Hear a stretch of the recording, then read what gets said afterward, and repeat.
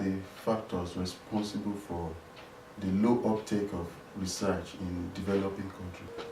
When we look at most of the developing countries, we realize that the smallholders farmers who are producing more than 70% of our food crops reside in the rural areas. And let us look at the setting of rural area. What do we see? Low level of support infrastructure, poor road networks, poor telecommunication network. And then with that, it's like the farmers are inaccessible to this product of research and development.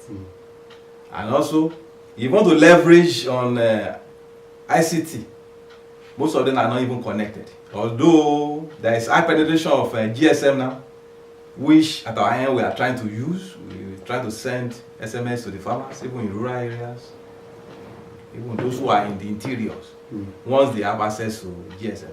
But it's not all of them. Therefore, poor infrastructure is a factor. And then another one is incompatibility of technology itself.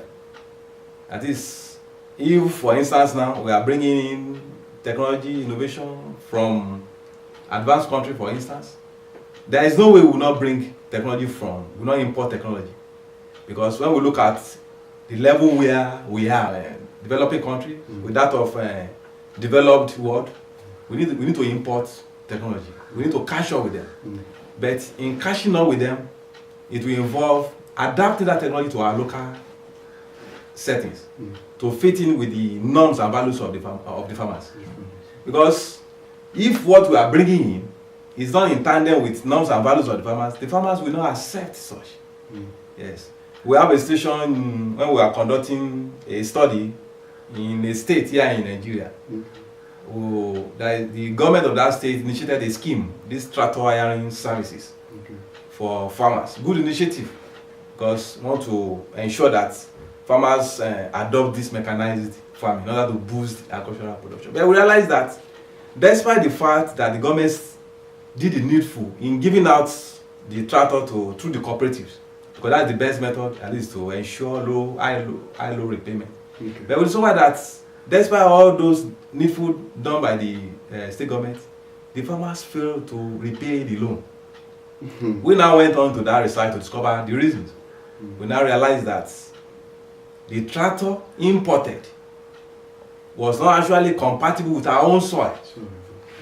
And the farmers just realized that the tractor are supposed to work as specified for 8 hours, could not work more than 4 hours here.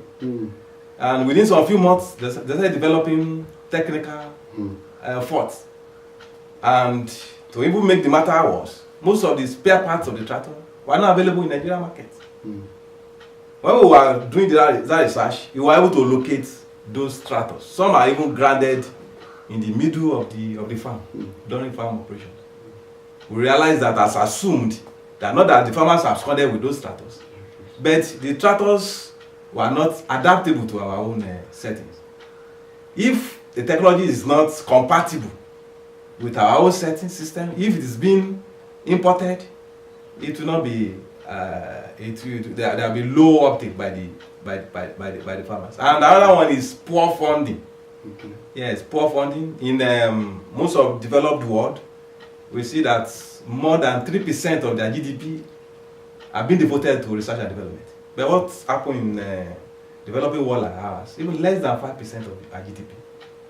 And when there is low funding, there will be low motivation to the even researchers and even the extension engineers that are supposed to disseminate the information.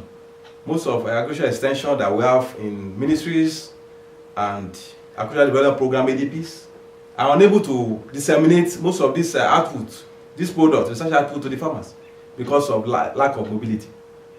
Yes. How would I expect farmers or extension agents in ministries to be using his meager resources to be transporting himself to meet the farmers? Unlike before that, there are incentives, there are motivations to move around the farmers. All those are not there. And these are actually affecting farmers' adoption of this technology. And that's why we have low uptake of proven technologies that have been discovered, that have been invented from reaching out to the smallholder farmers. Okay. You have given me some, let me say, part of the services provided by agricultural extension agents. But I want you to elucidate the role of agricultural extension services in research and development. Yeah. Yes, as I earlier mentioned, they understand the language of the farmers, as I said. Okay. And maybe from their own experience, extension agents are expected to be visiting farmers fortnightly and then hold meetings with them, understand their challenges, and then we usually have subject matter specialists that will address the farmers maybe on fisheries, on crop, on animal husbandry, any aspect of agriculture. And then if there's any issue, challenges, the extension agent will take it back to the researchers. Maybe for instance now, there was a time that this infestation on maize, yes, armyworm infestation. Yeah, that was 2017. Most of maize farmers were lost to that armyworm infestation. Yes, extension agents took that report to researchers in Nigeria. Yes. Okay. And they work on it. And the good thing about that is that using indigenous knowledge, that is involving the farmers also, this thing that we experienced, has this happened before? They said yes. What did they use? They said they used ash, just ash and some other concoction sprayed on the farm. That is what we are saying, that even farmers on their own, they are intelligent, they have their indigenous knowledge. That is why when we want to disseminate or when we want to conceive research, we need to engage them. We need to know what they've been doing and they've been doing right. And there may be some way of modification by researchers. But once the farmers know that this is the terrain that they've been working before, it will help them to adopt the technology. That one worked. And the armyworm infestation was able to at least to be addressed instead of affecting maize farm. That's one of the extension services role. But beyond that, we don't see presently extension agents are no longer, extension services are no longer as the conduit of dissemination of information. Only disseminate information and leave the farmers alone. No, they also act as brokers or facilitators. Yes, because after producing, for instance now, farmers usually have problem with market. Okay. Yes. Currently, the role of extension agents have changed from conduits of dissemination of information to brokers, to facilitators. If farmers have produce, for instance now, extension agents should be able to direct the farmers where to sell. And even before even planting, because that's the next level that extension is now, we are ensuring that our farmers do not grow and sell, but they grow to sell. That is, grow and sell means that after growing, after cultivation, we'll not be looking, where am I going to sell this produce? No, there is deviation in that part. We want our farmers to grow, to sell. That is, the farmers, the market will have been ensured. And this is the role of extension agent also now. That's the new role that extension agent is taking up. We link up with the processors. You know, farmers cannot consume the produce on their own. They need to sell it to processors. There's some processing company that require this raw material needs through of this agricultural produce. We link up with them. That we have some farmers group that are into maize production, for instance now, and also we'll be interested in doing business with them. If the company is interested, therefore we ensure that at onset there's a guarantee market and also there's a guarantee price.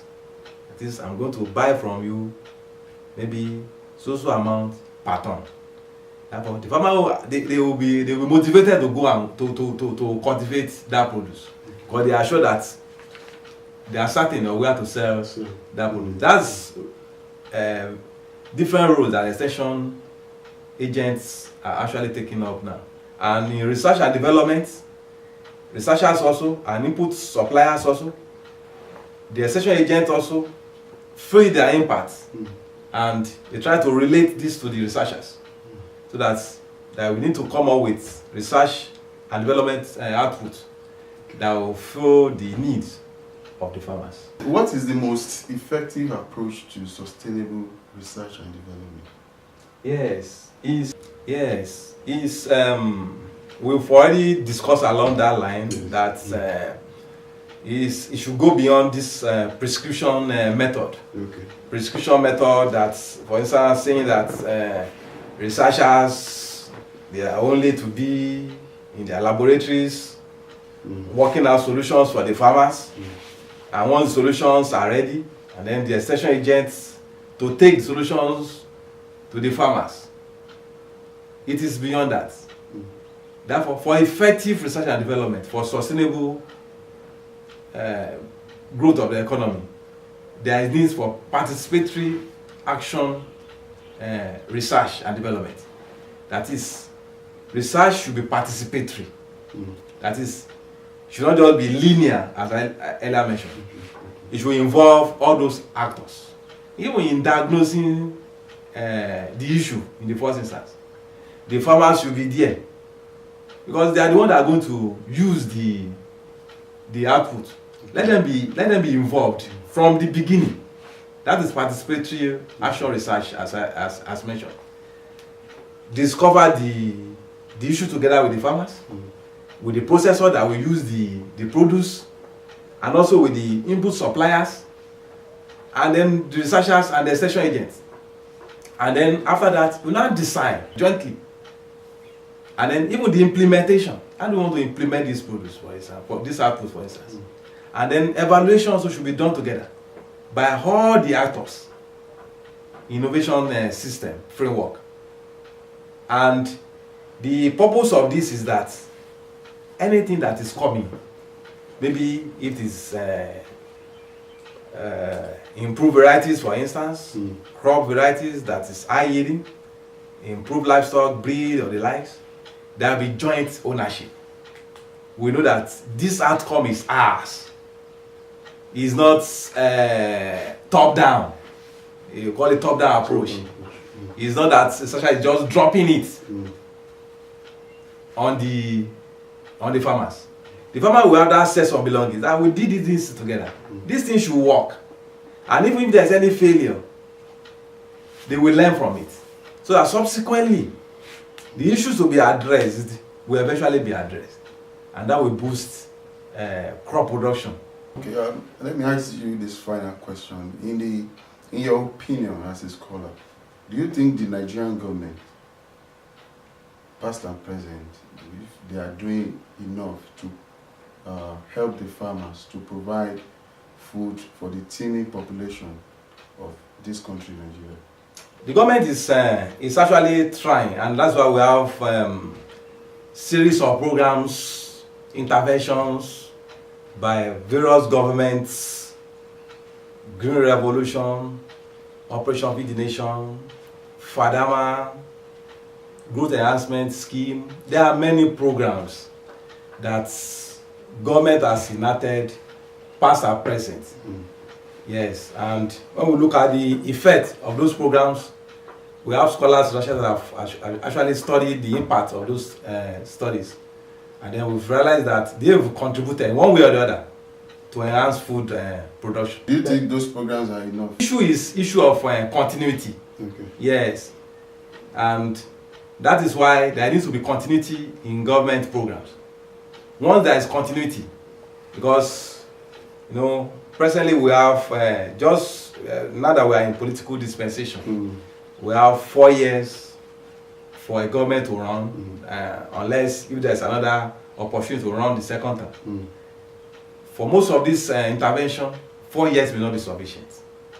If the incoming one try to build on what the previous one has been doing, learn from it, and try to build on it, there will be more effect of all these efforts. And more importantly, there should be more budgetary allocation to research and development. Yes, the decision that we have less than 0.5% of GDP be spent on research and development. It means the impact of research and development will take a long way to be felt by the masses. And the Nigerian population also is growing. And we have to take care of this large population. food is essential. That is why government also should make effort to ensure that more fund is made available through the during the budgetary allocation to this research and development. And also the arm of research and development in the ministry and agencies also should also be enhanced. Yes, it should be enhanced to initiate research and development efforts that will take care of the needs of the masses. And also there should be this linkage between research and industries also. Yes, we have some industries that require agricultural produce for their raw material needs. We have Nestle that require cocoa for the raw material needs. We have beverages companies that require maize and cassava. There should be that linkage, and that will involve having a policy framework. Yes, government should ensure that policy framework, that these countries should patronize these mandatory research institutes, and that one will involve coming together, know the challenges that those industries are facing, and then researchers can be in research institutes as mentioned, or even the universities. They should collaborate together, and that also may even involve maybe coming up with some form of maybe taxing these industries, maybe for research and development, because most of the institutions that we have in the country, if not for TED fund, there's little or no facility or fund allocated for research and development. And in a situation like that, it will be difficult for even researchers also. Even if you have a good idea that, okay, I've realized what is happening to these farmers, but I want to go to the laboratory and come out with a solution, you will need fund. And if the fund is not available there, it will be difficult for our researchers also to make any headway. And that is what these developed countries are doing. That's where they have the edge over us. You have most of the professors, most of the scholars in the university, they have their own funding for research, which is not available here. Yeah. And as we know, although often than not, usually some of these researchers usually attract grants from all these foreign donors. Yeah, we all know that the one who played the piper, the tune. In such a situation, it will be difficult for us to direct the priority of such research. It may be the direction of the research may be to suit and is the objectives of donor agencies or donor institutions. But if this local issue, let us solve it in our local way. That is why it will be very good for government to increase that spending, so that our researchers will be able to come up with local solutions to local problems. And therefore, that will make us to be a great nation. Because a country that cannot feed himself is not a great nation in any way. I'll be discussing about the importance of research and development in the attainment of sustainable food production in Africa and indeed in Nigeria. And I'll be speaking with Dr. Akinwale Jonathan Akinshola, who is a lecturer at the Department of Agricultural Extension and Communications Technology, Federal University of Technology, Akure. Thank you so very much for being part of the program today. I'm glad for the opportunity, my presenter. Until I come your way again, I'm DJ Ademola. Bye for now.